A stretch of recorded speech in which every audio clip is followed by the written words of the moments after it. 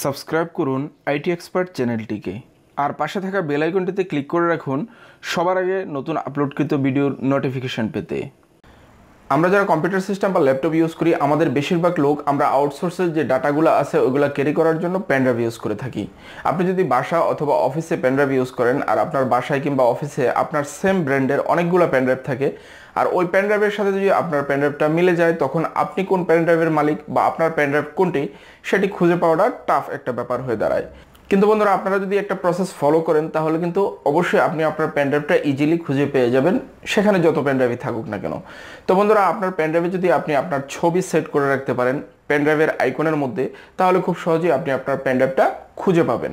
তো কিভাবে আপনার পেনড্রাইভের আইকনে আপনি ছবি সেট করবেন সেই বিষয়ে আজকে আলোচনা করব। জানতে হলে ভিডিওটি শেষ পর্যন্ত দেখুন। আইটি এক্সপার্টের পক্ষ থেকে আমি মাহমুদুল হাসান আপনাদের সবাইকে জানাই স্বাগতম। আপনি যদি আমার চ্যানেলে নতুন হয়ে থাকেন তাহলে প্লিজ সাবস্ক্রাইব করুন, আর যদি অলরেডি সাবস্ক্রাইব করে থাকেন তাহলে আপনাকে অসংখ্য ধন্যবাদ।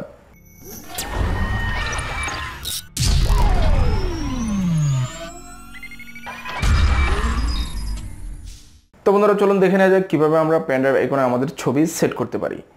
সেই প্রসেসিংটা দেখানোর জন্য এখন চলে যাচ্ছে সরাসরি কম্পিউটার স্ক্রিনে। তো বন্ধুরা সর্বপ্রথম আপনাকে যা করতে হবে সেটি হলো আপনার পেনড্রাইভে আপনার কোন ছবিটা আইকন হিসেবে ব্যবহার করতে চান প্রথমে আপনাকে ওই ছবিটা সিলেক্ট করতে হবে। তো সাপোজ ধরুন আমি আমার পেনড্রাইভের আইকনের জন্য এই ছবিটা সিলেক্ট করলাম। এই ছবিটাকে আমি একটা ফোল্ডারের মধ্যে রাখবো। তার জন্য আমি একটা ফোল্ডার ক্রিয়েট করে নিলাম, তার মধ্যে আমি এই ছবিটাকে রাখতেছি। তারপর আপনাকে যা করতে হবে সেটি হলো আপনি এই ছবির উপরে মাউসের রাইট বাটন ক্লিক করবেন। ক্লিক করার পর এখানে আসবেন ওপেন উইথ পেইন্ট।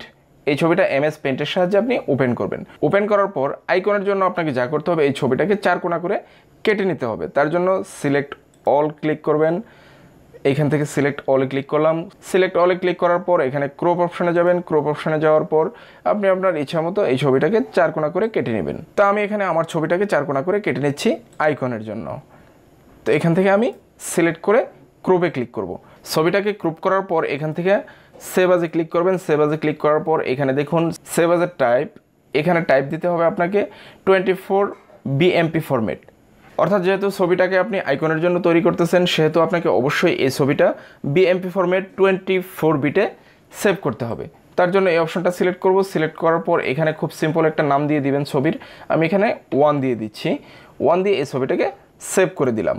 তো বন্ধুরা দেখুন আমার এই ছবিটা ছিল আগের ছবি, এটা থেকে আমি আইকনের জন্য এই ছবিটা সিলেক্ট করলাম বা তৈরি করলাম। তো আমার আগের ছবিটা আমি এখান থেকে ডিলিট করে দিচ্ছি।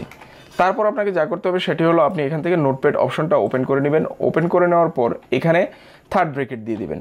থার্ড ব্র্যাকেট দিয়ে এর ভিতরে আপনি লিখবেন অটোরান, AUTORUN, অটোরান। অটোরান লেখার পর এখানে মাউসটা রেখে এন্টার প্রেস করবেন। এন্টার প্রেস করে নিচের লাইনে লিখবেন আইকন ইকুয়াল টু। তারপর আপনাকে যা করতে হবে সেটি হলো আপনি ছবিতে যেই নামটি দিয়েছিলেন সেই নামটা আপনাকে এখানে লিখতে হবে। আমি দিয়েছিলাম 1 লিখে ডট দিবেন। ডট দেওয়ার পর ছবিটা যেই ফরম্যাটে ছিল সেই ফরম্যাটটা আপনাকে এখানে লিখতে হবে। আমি ছবিটা বিএমপি ফরম্যাটে সেভ করেছিলাম, এখানেও লিখব বিএমপি লিখে এখন আপনাকে এই ফাইলটাকে সেভ করতে হবে। তার জন্য সেভ আজে ক্লিক করবেন। সেভ আজে ক্লিক করার পর এখান থেকে সিলেক্ট করবেন অল ফাইল আর এখানে লিখবেন autorun.inf। তারপর এখানে সেভে ক্লিক করবেন। সেভে ক্লিক করার পর এখানে লক্ষ্য করেন যে আমার ছবির পাশে অটোরানের একটা আইকন ক্রিয়েট হয়েছে। তারপর আপনাকে যা করতে হবে সেটি হলো এই দুইটা ফাইল এখান থেকে কপি করবেন। কপি করে সরাসরি আপনি আপনার পেনড্রাইভে চলে যাবেন। পেনড্রাইভটি ওপেন করবেন। ওপেন করার পর এখানে এই দুইটা ফাইল পেস্ট করবেন, যে দুইটা ফাইল আপনি এখন কপি করলেন। তারপর এখানে রিফ্রেশ করবেন। 2 একবার রিফ্রেশ করার পর আপনি আপনার পেনড্রাইভটাকে আপনার কম্পিউটার থেকে খুলে নেবেন। খুলে তারপর আপনি আপনার পেনড্রাইভটা আবার পুনরায় কম্পিউটারে ইনসার্ট করবেন। এই দেখুন আমার পেনড্রাইভে আমি আইকন হিসেবে যে ছবিটা সিলেক্ট করেছিলাম এটা অলরেডি এখানে শো করতেছে। এখন আপনি আপনার মাই কম্পিউটার ওপেন করো। ওপেন করার সাথে সাথে এই দেখুন আমি আমার পেনড্রাইভ আইকনের জন্য যে ছবিটা সিলেক্ট করেছিলাম সেটা এখানে শো করতেছে। তো এভাবে চাইলে আপনারাও আপনার কম্পিউটারের পেনড্রাইভের আইকনে আপনার ছবিটাকে ব্যবহার করতে পারেন।